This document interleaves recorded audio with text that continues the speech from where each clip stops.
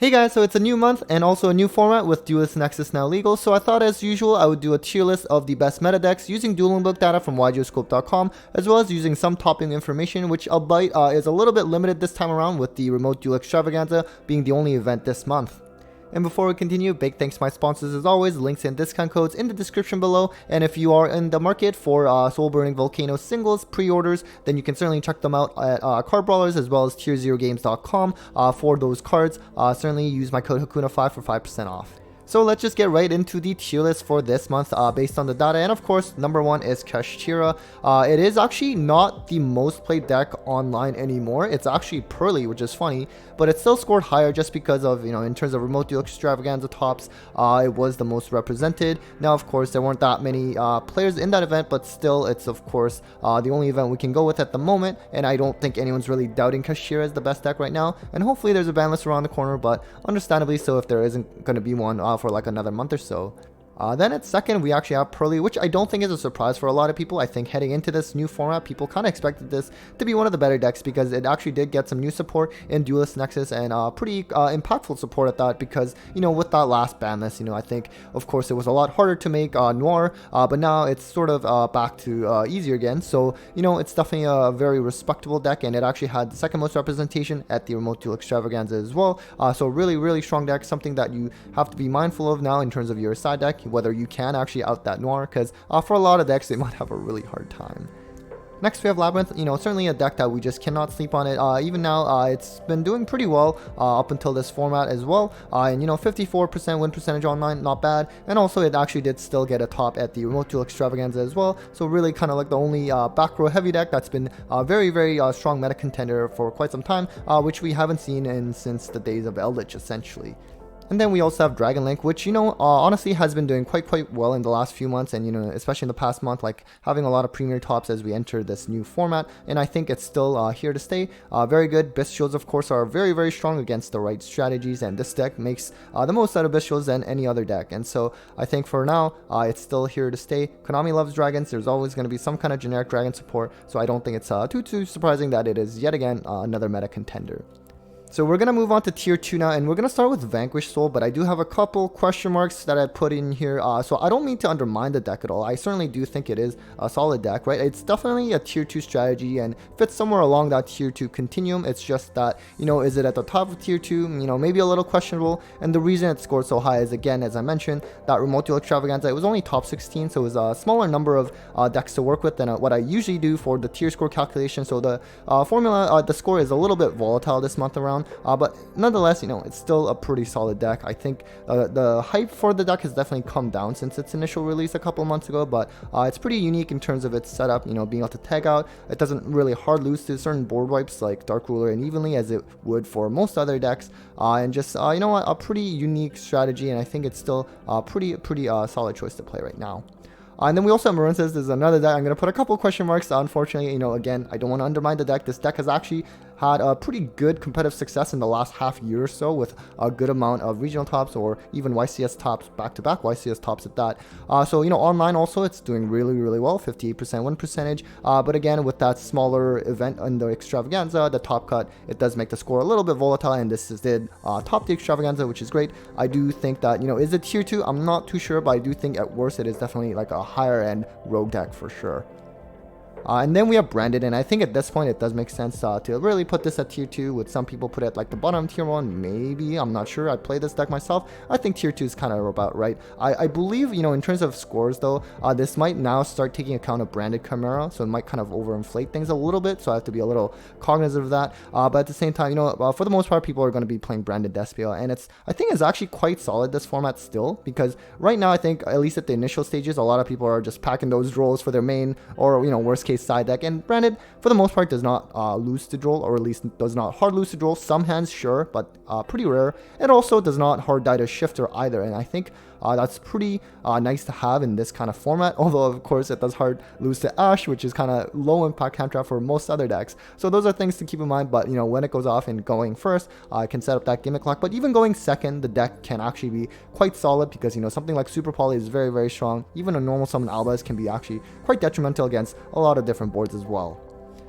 Mana Diem. So I think this is something that people probably expected it to be higher, including myself. It unfortunately did not have a top at the Remote Duel Extravaganza. Again, it was kind of a smaller event. Once we get some more regional tops, we'll probably see more regional tops for Mana Diem. At the same time, I think a lot of people expected this to be kind of like in the tier 1 category, especially with, you know, some of the new synchro boost that we got in Duelist Nexus, something like Crimson Dragon, right? And I'm not quite sure how often people are actually going to go for that Calamity Lock. Hopefully not, but you know, that thing is going to be deadly if it is.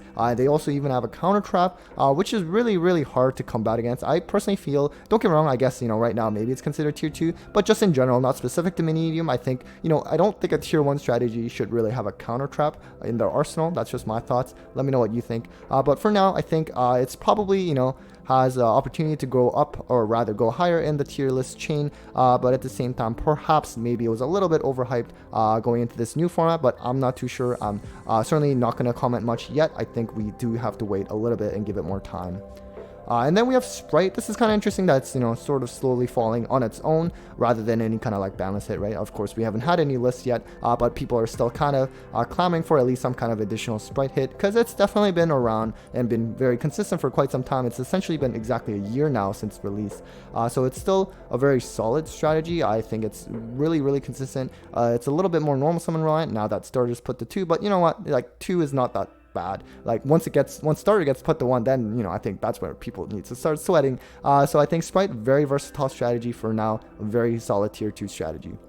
And then we have Rescue Ace, which is kind of a new strategy entering into the mix. I mean, I guess it's not technically new. It originally, I believe, debuted in Amazing Defenders, but it actually got that, you know, relevant support in Duelist Nexus. So now people are actually playing it, especially, you know, at the beginning stages of any format when there's a new deck. There's usually a lot of hype, and so whether it's good or not, you know, people will still test it a lot at the beginning. You know, Rescue Ace still 58% win percentage online. It's actually quite solid. I did kind of have to use some proxy measures for this one because on YGOscope, they cannot identify this deck directly, but you can sort of look through some of the cards that are actually played in this deck to be able to get some of the data. So, you know, being able to set for is pretty cool. I don't actually play this deck myself, so I'm not too familiar with it yet, but from what I heard, it can definitely be pretty vulnerable or fragile in a sense, but I think for now it's certainly showing some promise at least. And so next we have Infernoble Knight, another fire strategy, and another deck that got a new boost from Duelist Nexus. And so, you know, sure, maybe right now it's categorized as rogue, but I do believe that, you know, if we give it a little bit more time and once the actual regional level events happen, I'm sure there will be more tops, and this can kind of like squeeze into that tier 2 level, because I think it's quite solid. Like in terms of, you know, if it goes first, like the board that it can provide is quite impressive. You know, multiple spell trap negates, you know, monster negate, omni negate, and so it's really strong when it goes first. Unfortunately, it's not more of a hand rip kind of degenerate strategy anymore as it was back when it was tier 1 just a couple of years ago. And you know, 57% win percentage online, that's actually quite solid, and I think it's good to see Infernoble come back, but just in its kind of like a new playstyle and perhaps the way it should have been played, or, you know, originally when it came out.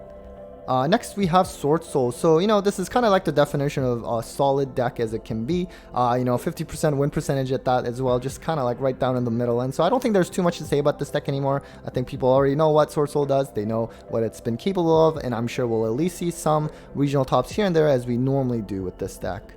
And then next we have tier limits, and so, you know, for a rogue deck, this is very strong. I mean, of course, if in a format where you have Shifter and Bestials, if you're playing against decks that play that, you know, yeah, you're gonna have a really bad time. But if you're not playing against those kind of strategies and tier limits, you're gonna have a pretty good time. I mean, sure, you know, you do have a lot of luck based, I guess, just because like the tier names are put to 1, you know, you have like all the Ishizu cards put to 1, but even then, I think it's still fairly consistent and it can really pop off. And for some reason, they're not locked into like fusion summoning as branded are. But you know what, whatever, I guess, you know, it's a very versatile deck, and I think it's still cool to see it seeing play. And then we have what's called, I guess, Adventure Synchron. I'm not entirely sure how accurate the data is for this one. I'm essentially just relying on what's considered as just, you know, Adventure on YGOscope. I think as I'm seeing other people's tier list, though, they are kind of putting this in Rogue, maybe like bottom of tier 2 for now. So I think it's kind of fair that the deck ended up in this level for this tier list. I think 50% win percentage, pretty solid. I've seen some of the videos in terms of what they can put up. I'm not sure also how often they go for that Calamity Lock, but I do know that it is possible, and so, you know, that's certainly not fun if we have to go against that a lot. So, you know, Revolution Synchron is a pretty crazy of a card. Synchro strategies are having a pretty good time this new format, so still kind of cool to see. Next we have Voltigaz, which I think is kind of cool to see play again, which, you know, admittedly I never really liked playing against this strategy, but you know what, you did get some new support in Duelist Nexus, and it's always kind of nice to see, in a way, to see old strategies kind of see play again, at least initially with this hype with the new set. I'm not entirely sure how good the new support cards are. I've certainly seen some replays. I guess it gives them, you know, some pretty good recursion as well, so certainly let me know in the comments how you feel about the new support. You know, Altergeist, the past year has definitely seen a lot of decline in play, online at least, but you know what, prior to that, it was definitely seeing a lot of play as one of the more popular rogue decks, so you know, it's certainly at least going to be here for the next little while. So next we have Dark World, which of course is another fan favorite strategy, and you know what, it also got some new support in Duelist Nexus. Dark Corridor is a pretty crazy of a card, really looks like a fan made card, and I believe it was actually from the anime, so really good support, you know, nothing more that you can ask for, although of course right now in this format, you know, when people are again main decking Droll, or worst case side decking Droll, it's probably not a good time for Dark World, but if they don't have Droll, you're probably going to have a very good time, and you're just going to hand rip your opponent, and so you can certainly check out that Dark World deck profile that I do have on my channel recently. And then we also have Math Mix. So I think this is actually a pretty good investment in terms of, you know, I think it will be a pretty good rogue deck at worst, you know, maybe tier 2 deck and sometime in the future, but I think it will be a very solid deck for quite some time. It has a lot of flex spots and can play a lot of hand traps. It can obviously pop off in terms of setting up interruptions. You know, Multifactorial is a pretty good card, and not to mention going second, you know, it can make Access Code Talker pretty easily and can deal a lot of damage. So it's just right now, you know, when you have Shifter or Bestials in terms of Dragon Link, when it's seeing a lot of play, for example, and as well as other decks just siding Bestials, it's just not a good time for Math Mech, but you know what, again, as I said, I think it will be still a pretty solid rogue deck choice to use.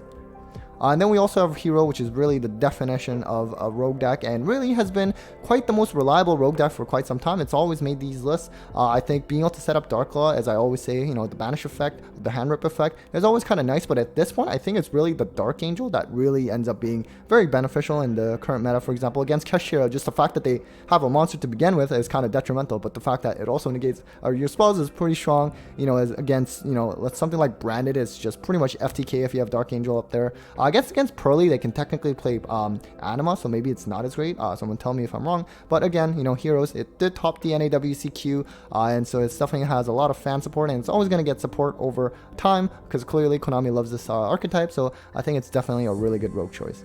And then lastly, moving on to the final tier, we do have Sky Striker, and so usually you do have a lot of people play this online at least, but even this month, even online, it was not seeing that much play, so it's certainly come down in terms of popularity, and again, you know, despite the Engage semi-limit, I guess it wasn't enough. I know a lot of people are thinking maybe Engage just ends up coming to 3 in this next ban list. I'm not too sure about that. I'm not sure if I want that, but again, I think, you know, it's certainly not doing as well as maybe people thought when Engage came off to 2 and, you know, multi-role coming to 3. And then finally, we have Trap Tricks, which, you know, the popularity of this deck has also fallen quite a bit. At one point online, it was very popular when this deck first came out, but now not so much. But I'm sure at your locals, you'll probably see at least like 1 or 2 Trap Tricks players, just because it's a very budget-friendly deck. And I think it's a great deck to start off with for new players. You know, of course, as the name implies, definitely plays a lot of traps, but actually has a lot of combo aspects to it as well. So I think it's really cool that it is still seeing play. I mean, it did have a little bit of YCS tops in the last, you know, past few months as well, and some regional tops here and there as well. So it's definitely still possible to do well with the deck. So now I'm sure you're thinking there's still a couple of decks missing, and I think the most notable ones are Rika and Fluanderies, and I was actually really surprised that these decks were not seeing that much play online, at least the past week for this August meta tier list. So I'm really surprised. Usually these decks are in like kind of like categorized as tier 2, so maybe we'll see them again next month, but just wanted to highlight that in case you were thinking that maybe I forgot about the decks. So anyways, that was it for the meta tier list for this month. Hopefully you found that interesting, and I'm really excited as this new format for post-Duelist Nexus evolves. Very big thanks to all of you for watching. A huge thanks to my Patreons for supporting the channel as always, and well, take care guys.